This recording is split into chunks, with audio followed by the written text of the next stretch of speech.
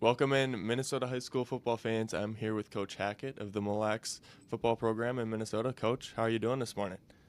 Good. I'm just getting ready for the season, working on practice plans already and getting all the equipment pulled out and ready to roll. Yes, yes, yes. Talk about your career arc. What led you to getting this job as the Mille head football coach? Yeah, so it's been quite a journey. In the fall of 2016, I got my first teaching job here in Onamia. I was on staff with the football team for 1 year, and then became the interim head coach my second year. Not gonna lie, I didn't really know what I was doing, but I was the only guy in the building that knew anything of football, and so they gave me the interim head coaching job, and I was the head coach until 2020. And going into the fall of 2021, we actually co-opted with the neighboring town of Isle to make the Mille Raiders.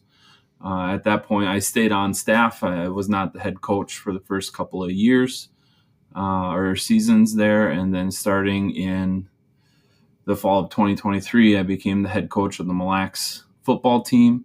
And yeah, going into the fourth year as the head coach of the Mille team now. Take me behind the scenes, behind the curtains, because I think that's something unique that you haven't been able to be the head coach, but you've been at the school in the program during that transition period, which a lot of teams they don't need to face. They don't have to go through anything like that. So just explain the process and kind of what it was like going through that. It was interesting. Especially with our schools already having a few activities co-opted, things like wrestling, golf, track, some of the more unique sports that like track and golf, we don't get a ton of participation there to begin with, or wrestling. You need a lot of people at different weight classes, right, to fill out a team. So they've been co-opted for a long, long time. But both schools were getting remarkably small, and our communities said, "Hey, you know what? We're kind of rivals in those sports that we weren't already co-opted in. But if we want to continue to have a team, we're going to have to work together and join up." And so it was kind of a process to, really kind of come up with like a rebrand of both schools and including everybody's colors into everything and everything. It was a journey, but I'm glad it happened. I'm excited it happened, and I hope it stays co-opted for a long time here. Now, it didn't start pretty, I guess, when you guys like first combined, but it's grown, and now you guys have turned it into a successful kind of program that you can look at and be like, oh yeah, like this is one of the good teams in your class. So I guess what was that process like of starting from the ground up basically? You said two rivals coming together, and then the first 2 years kind of being, I think you only won one game in those 2 years, Yeah. and Yep. now fast forward to your success last season. Uh, take me into that. Yeah. So, a lot of the community was a little nervous with the kids getting along. Um, we're pretty out in the boonies here. I didn't think it was going to be as big of an issue because when these guys go to their parties on the weekend, they're hanging out with each other anyways, right? And actually, when I first came to this school in 2016, before we were co-opted, when we would play each other, half the teams would be on the field at the 50-yard line just talking because that's my buddy. So it really wasn't that big of an issue with like players getting along necessarily, as some people might think that would be an issue. Why did we struggle? Um, there's a lot of things that can go into that.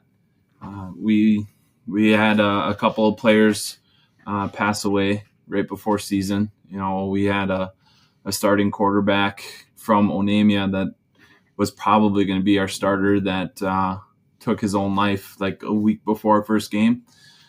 So that was kind of a shake up to everybody on the team. Um, and then that head coach actually left after the first season. and then we had a different head coach. Again, I've been on staff the entire trip here, but and he did a good job. But just it's just one of those things that just takes a little bit of time to get everybody to learn how to win. Essentially, it's not that we didn't have the talent or the work effort or the coaching. It's just something. It takes time to teach guys fundamentals.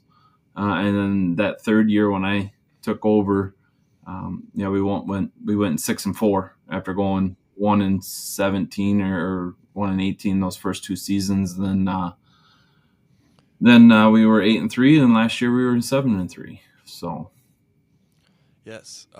Talk about the program motto. What's kind of something that during your time as the head coach of a young program, what are you trying to instill on these guys?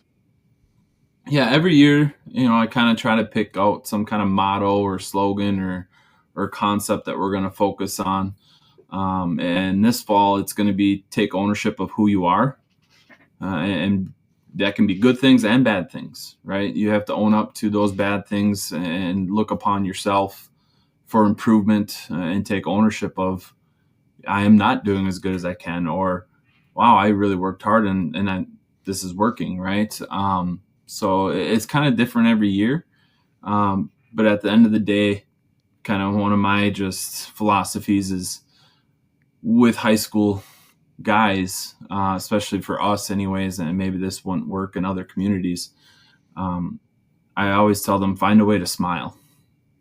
Find a way to smile. Don't make this be work. If you're not smiling, you're not having fun, you're not going to want to be here, right? If you don't want to be here, I don't want you to be here. I want you to go do things that you want to go do. And I try to tell that to adults too. Like, you need to find enjoyment in your work in your life. Otherwise, every day is just a struggle. Yeah. Just try to find a way to smile. No, I love that. I got to write that down. What are the challenges of running? You guys are primarily spread on offense. Yep. And not just in your class, but I guess in general of Minnesota football culture, it's a lot of ground and pound, run you down. We're going to be the more physical. Not that you can't be physical in a spread offense, but I guess what are the challenges to, kind of swimming upstream when it comes to culture in Minnesota when we're talking about offenses and running a spread offense? Yeah. So to start off, part of the reason why we are running spread, I mean, it's what you see on TV, right? So it's easier to correlate to guys of like, hey, did you watch any college games? Did you watch any NFL games? You can see some similarities between those plays and our plays. So I like that correlation. Also, we've not ever been blessed with just a bunch of big linemen, big, strong guys to just push people around. Right. But we have been blessed with speedy, fast guys and some guys that can jump. I've just stuck with that spread game of, hey, we got medium-sized linemen. They'll do the job in a spread where the defense has to be spread out too, covering our speedy guys. So Returners, I guess, where are you at in the turnover rate from last season to this season, coming off a really good year? And I guess, what have you seen from the team this summer from those guys that are returning? Lots of good players coming. We lost a couple of really good studs last year. I don't know that we're going to really even be able to replace those guys. However, I think our just overall roster and our overall team is going to be better. So we may not have that one or two guys that you're really relying on, but you don't need to rely on them when you got all the players are good, and we can spread the ball around on offense. Last year we were really focused on throwing to one receiver, and now this year I have four that I want to start, and I only have three in the offense. So somebody's going to have to be coming off here and there, because I think they can all do the job this year. Cool. Expectations. The last thing we touch on, expectations going into the 2026 season. What do you got? Yeah, you got to set the bar high. Our goal is 8-0. staying undefeated in the regular season and getting that number 1 seed in playoffs and trying to get to the state tournament. I think our guys can do it. We got a tough section. It's a tough competition again. Thinking Cromwell Wright will probably be our biggest game of the year in week 3. And then, ideally we're going to probably see them in the section finals. At least that's the goal. The hopes is for that to happen. And we'll see what actually does happen. But that's where the bar is set. Cool. Well, Coach, thank you for taking the time. It was fun to get to know you and your program a little bit better. But hopefully the Mille Lacs Raiders can get it done this season. Good luck. Yeah, thank you.